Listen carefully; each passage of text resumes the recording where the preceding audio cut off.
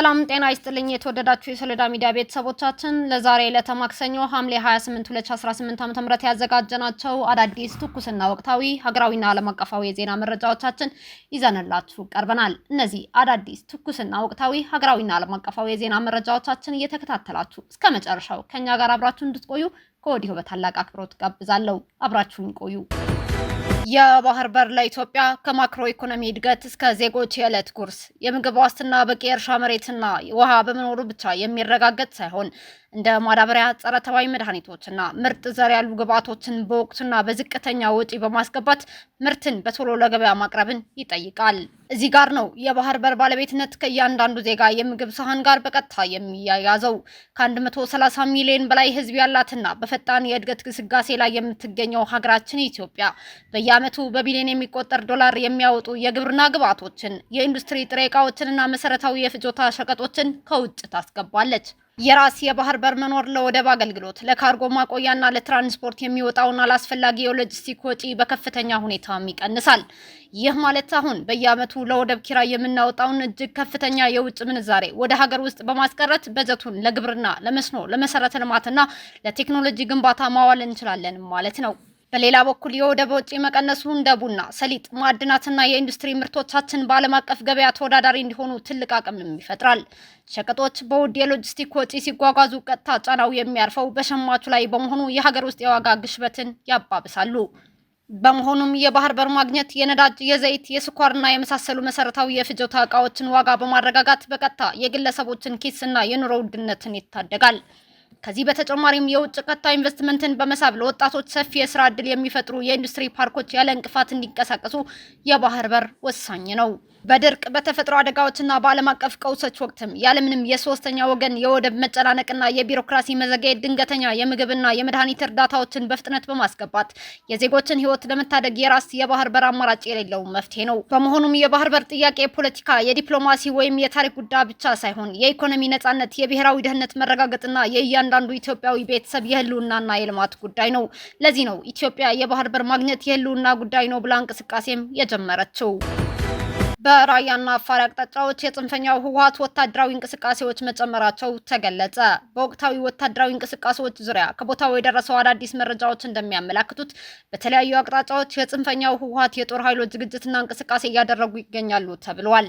ከቦታው ከወጡ መረጃዎች እንደተረጋገጠው በእንደርታ ምላዛት በኩል ወደ ገዳማ አካባቢ የሚወስደውን ቁልቁለት ወደ አፋር አቅጣጫ 4 የጽንፈኛው ህወሓት መድፎች ዛሬ ሐምሌ 28 2018 ዓ.ም መግባታቸው ምንጮች ገልጸዋል። በሌላ በኩል ደግሞ በኮሎኔል ተስፋ ማርያም ወልደ ሚካኤል ወዲገር የሚመራው የሻዕቢያ 27ኛ ሰራዊት ከዳሞ እስከ ሰቢያ ባለው መስመር ላይ የተሰማራው ክፍለ ጦሩ በአፋርና በራያ በኩል ወደ ትግራይ ክልል ሙሉ ለሙሉ ለመግባት ሁሉንም ዝግጅቶች አጠናቆ እንዲጠባበቅ ትዕዛዝና መመሪያ እንደተሰጠው ከዛላምበሳ ከተማ የወጡ መረጃዎች አመላክተዋል። የአውሮፓ ሰላም ፋውንዴሽን በኢትዮጵያ መንግስትና በህወሓት መካከል ስላለው ውጥረት ስጋቱን ገለጸ። ዘላቂ ሰላም እንዲወርድም ጥሪ አቅርበዋል። የዩሮፒስ ፋውንዴሽን በኢትዮጵያ ፌዴራላዊ ዲሞክራሲያዊ ሪፐብሊክ ሉዓላዊ መንግስትና በጽንፈኛው ህወሓት መካከል እየጨመረ የመጣው የፖለቲካና የደህንነት ውጥረት አሳሳቢ ደረጃ ላይ መድረሱን ገልጸዋል።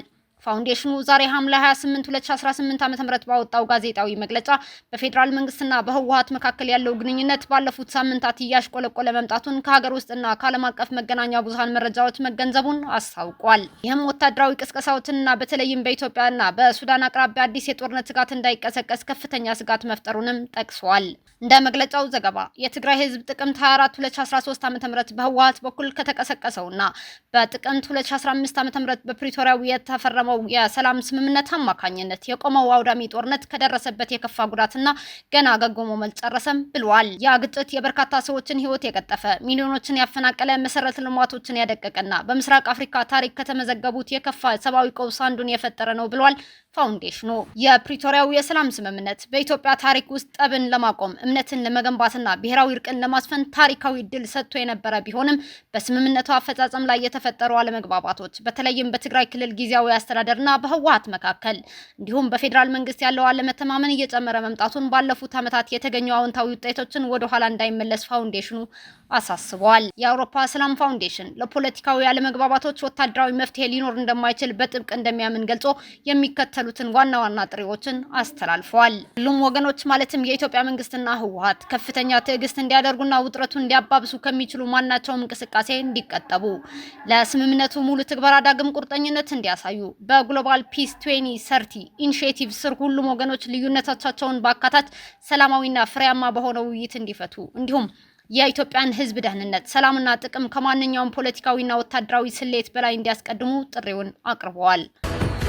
ብሔራዊ መታወቂያ ፕሮግራም ፋይዳ የመንግስት የልማት ድርጅት ሆኖ እንደ አዲስ ተቋቋመ። ፋይዳ ቨርስ ዲጂታል ሶሉሽንስ ኢንተርፕራይዝ በሚል በይፋ የተመሰረተው ኢንተርፕራይዙ በኢትዮጵያ ኢንቨስትመንት ሆልዲንግ ስርም ተካቷል። ተቋሙ ባለፉት 5 ዓመታት በጠቅላይ ሚኒስትር ጽህፈት ቤት ስር የዲጂታል መታወቂያ አገልግሎት ሲሰጥ መቆየቱ ይታወሳል። የሆርሙዝ ሰርጥ ለመክፈት የሚያስችል ስምምነት ከኢራን ጋር ነገ ረቡዕ ዕለት ሊፈረም ይችላል ተባለ። አሜሪካና ኢራን የሆርሙዝ ሰርጥን ለመክፈት የሚያስችል ስምምነት ዛሬ ማክሰኞ ወይም ነገ ረቡዕ ዕለት ሊፈራረሙ እንደሚችሉ የገንዘብ ሚኒስትሩ ስኮት ቤሴንት አስታውቀዋል። ቤሴንት ለአሜሪካ መገናኛ ብዙሃን በሰጡት ቃለ ምልልስ ወቅት ከስምምነት ላይ ከተደረሰ የንግድ መርከቦች በነጻነት መንቀሳቀስ ይችላሉ ብለዋል። የገንዘብ ሚኒስትሩ ለሲኤምቢኤስ እንደተናገሩት ከኢራናውያን ጋር እየተነጋገርን ነው፣ ሰርጡን ለመክፈትና ግጭቱን ለመቀነስ ዛሬ ወይም ነገ ከስምምነት ላይ የመድረስ እድል አለን ብለዋል። ኢራን በሰርጡ ከሚያልፉ መርከቦች ቀረጥ መሰብሰብ ይፈቀድላት እንደሆን ተጠይቀው ሲመልሱ በነጻነት መንቀሳቀስ ሊሆን ይችላል ብለዋል። ቤሴንት በፐርዚያ ባህር ሰላጤ ቆመው የሚገኙ በሺዎች የሚቆጠሩ መርከቦች ማለፍ ከቻሉ የዓለም ነዳጅ ዋጋ በፍጥነት እንደሚቀንስም ተናግረዋል። ጉዳዩ የኢነርጂ ብቻ አይደለም፣ ማዳበሪያን፣ የተጣሩ ምርቶችንና የተለያዩ የኢንዱስትሪ ጋዞችንም ያካትላል ብለዋል። እስካሁን አብራችሁን ከኛ ጋር ስለነበራችሁ እያመሰገንኩኝ በሌሎች መረጃዎች እስክንመለስ እንደተለመደው የሶለዳ ሚዲያ ቤተሰብ በመሆን ላይክ፣ ሼር፣ ሰብስክራይብ ማድረጋችሁን አትርሱ። አዳዲስ ትኩስና ወቅታዊ መረጃዎቻችን በቶሎ እንዲደርሷችሁ የደወል ምልክቷን ይጫኑ። ስኬት፣ ድልና ሰላም ለኢትዮጵያውያን። ሶለዳ ሚዲያ